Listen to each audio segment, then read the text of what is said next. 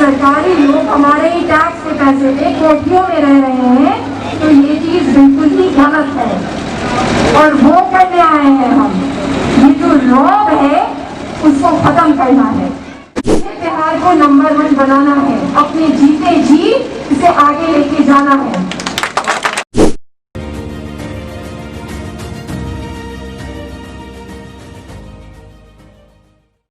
और अपने बिहार वापस सिर्फ इस वजह से आई हूँ क्योंकि हम देश में सबसे आखिरी नंबर पे हैं।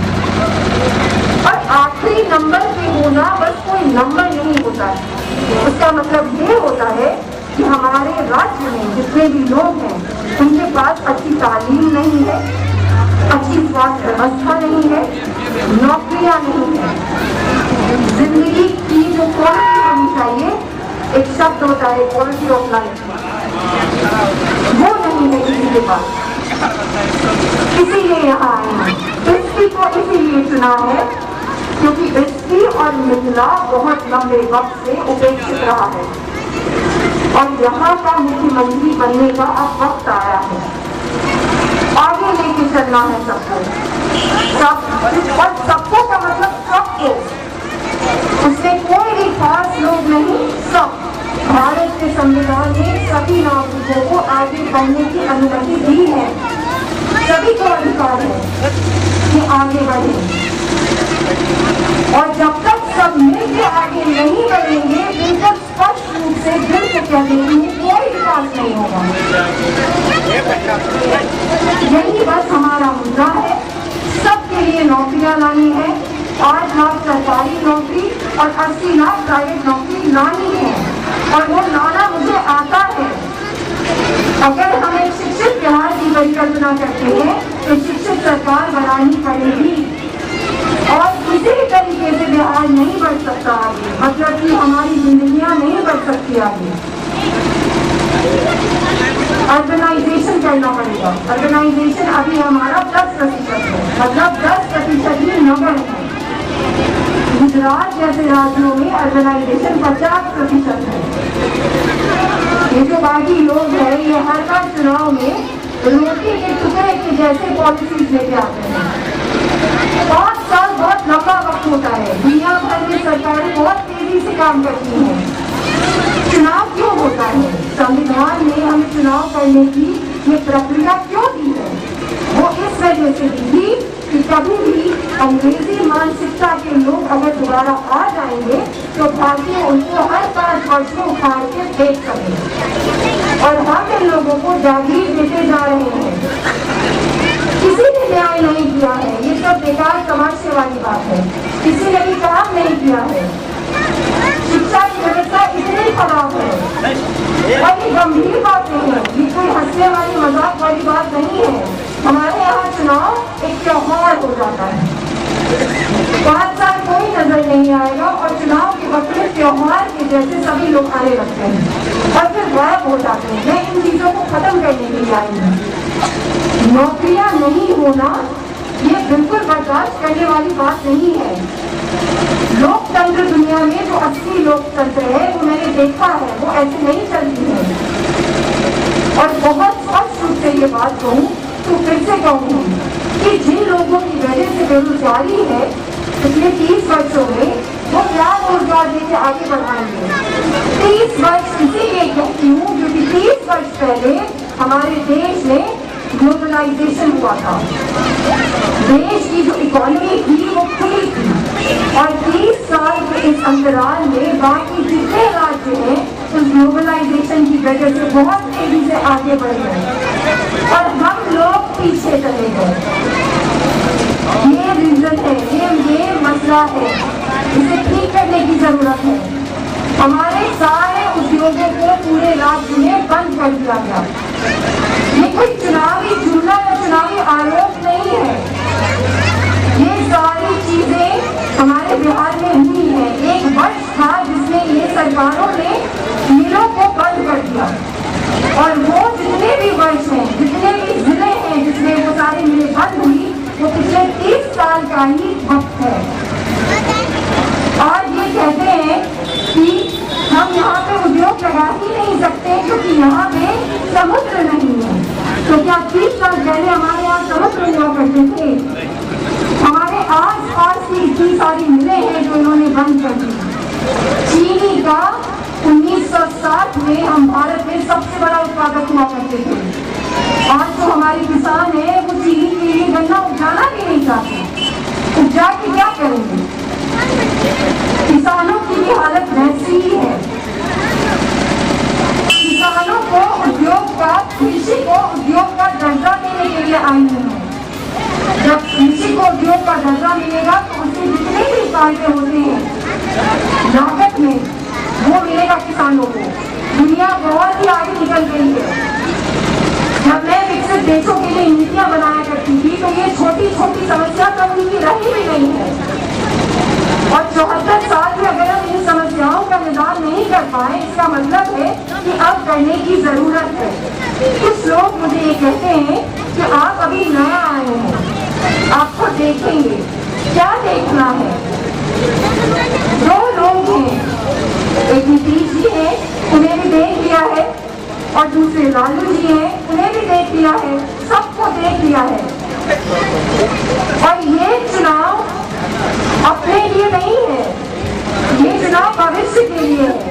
उन बच्चों के लिए जिसके पास नौकरी नहीं है, जिनके पास अभी भी अच्छी तालीम नहीं है। अभी हमारी बात हो रही थी मदरसा के लिए। 200 बच्चे हैं जो उसमें पढ़ने के लिए आते हैं।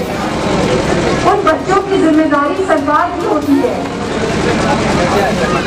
मदरसा के भवन का निर्माण की जिम्मेदारी सरकार की होती है। सिर्फ शिक्षक देने से ही काम नहीं चलेगा। मैं वैसे चलाना चाहती हूँ बिहार को जैसे कि विश्व में जो विकसित देश है वैसे चलते हैं, और वैसा चलना मुमकिन है। 45 विभाग हैं, बहुत सारे फंड आते हैं, उन सारे पैसों को सही तरीके से खर्च करने की जरूरत है। फैसला आपका है। आप लोगों ने ये चीज कही थी कि हमारे पास विकल्प नहीं है। वो विकल्प देने के लिए अपना सब कुछ छोड़ के यहाँ आए हैं और एक बहुत साफ सुथरी पार्टी बनाई है। ऐसी पार्टी जिसमें सभी लोग शिक्षित हैं और अच्छे हैं और किसी पे कोई भी आरोप नहीं है किसी भी अपराध का। ऐसे लोग जो कि हमसे ही पैसा नहीं चुराते। और ये जो मौका है वो है जो बिहार की दशा और दिशा बदल सकता है। सबको देख चुके हैं, अब आगे बढ़ते हैं। इतनी सी बात कहना चाहूँगी, उद्योग लगाते हैं। हमारा जो मैनिफेस्टो है, जो रोड मैप है, उसको एक बार पढ़ने की जरूरत है। आप सबसे दरख्वास्त है कि उसको एक बार पढ़ें। 2 चीजें हैं जो बिहार में करना पड़ेगा। पहला, विकास करना पड़ेगा, और कोई झूलने वाला विकास नहीं, हर चीज में विकास। महानगर बनाने वाला विकास, टेक्सटाइल इंडस्ट्रीज लगाने वाला विकास, स्टार्टअप्स लाने वाला विकास। गरीब और हाशिए में जो खड़े लोग हैं उनकी महिलाओं को, उनकी घर की महिलाओं को नौकरी देने वाला विकास, चाहे वो घर में रह के काम करना चाहे या बाहर जाके काम करना चाहे, उनको पक्का मकान देने वाला विकास। ये भी सारी स्कीम्स हैं। और हमारे देश के बाकी राज्यों ने लाखों मकान बना के दे दिए, बट हमारे राज्य में एक भी मकान नहीं बना। ये हालात है। आप सबको ये बताने की जरूरत नहीं होनी चाहिए कि हालात कितना खराब है। लॉकडाउन भी उसका एक प्रमाण है। पूरे विश्व में लॉकडाउन में सरकारों ने घर बैठे अपने लोगों को पैसा दिया। यहाँ पे तो ये लोग आए भी नहीं, देखने भी नहीं आए। मुझे पता है कि हमारा विश्वास खत्म हो गया है कि सरकार कभी कुछ करेगा। मुझे ये भी पता है कि आप जैसे ही चुनाव नजदीक आ गया है, ये आएंगे, चीजें बांटने की कोशिश करेंगे। मैं अक्सर ये चीज कहा करती हूँ, जो बांटते हैं वो तो हमारे ही पैसे का है, पर उसकी वजह से वोट नहीं करना है। क्योंकि वोट करने का मतलब होगा कि 5 साल तक जिंदगी ऐसे ही बदतर रहेगी। और बिल्कुल दिल से कहती हूँ, यहाँ की जिंदगी बिल्कुल नर्क जैसी है। इसको बदलने के लिए आई हूँ। अपने भविष्य की, आपके बच्चों की जो जिम्मेदारी है वो हमसे दे दीजिए।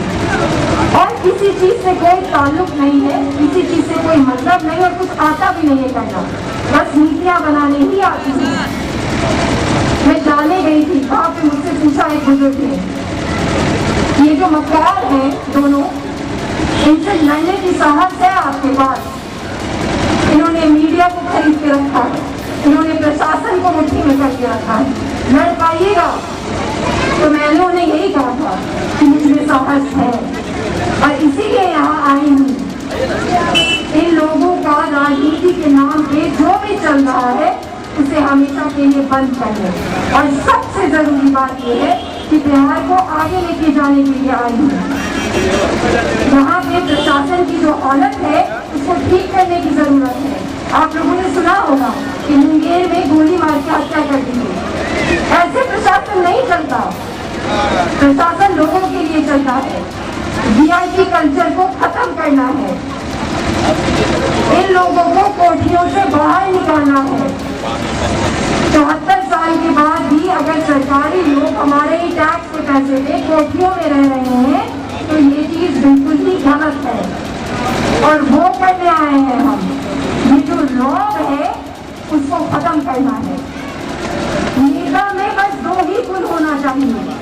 आजादी के वक्त में हमारे जितने भी नेता हुआ करते थे, चाहे वो डॉक्टर राजेंद्र प्रसाद जी हों या मौलाना मजहरुल हक जी हों, सब में 2 गुण होते थे। एक तो उनकी नीयत बहुत ही पाक होती थी और दूसरा कि वो पढ़े लिखे होते थे, उन्हें काबिलियत होती थी। और कोई गुण नहीं चाहिए नेता में। नेता को डराने धमकाने की जरूरत नहीं होती, नेता को एक खास किस्म का कपड़ा पहनने की जरूरत नहीं होती, लोगों के बीच रहने की जरूरत होती है। और ये 2 गुण मुझमें हैं। बस नीतियां बनाते हैं, अच्छी नीतियां बनाते हैं, आगे बढ़ते हैं। और ये मजाक वाली बात नहीं है, ये फिर से कहूंगी। जितनी गंभीर ये बातें मुझे लगती है, शायद इस वजह से भी क्योंकि मैंने देखा है बाहर विदेशों में लोगों की जिंदगियां देखी हैं, उस वजह से और भी ज्यादा दुख होता है कि हमारे यहाँ ऐसी क्यों हालत है लोगों की। मैं चाहती हूँ कि आप भी इसे उतनी गंभीरता से इस बार लें और बिहार को नंबर 1 बनाते हैं। मेरा इसमें स्वार्थ है, मेरा स्वार्थ ये है, वापस आने की वजह ये है कि बिहार का होने की वजह से जब देश की दूसरी जगहों पे मेरा मजाक उड़ाया गया, वो चीज मुझे नामंजूर थी, इसीलिए वापस आई। मुझे बिहार को नंबर 1 बनाना है, अपने जीते जी इसे आगे लेके जाना है।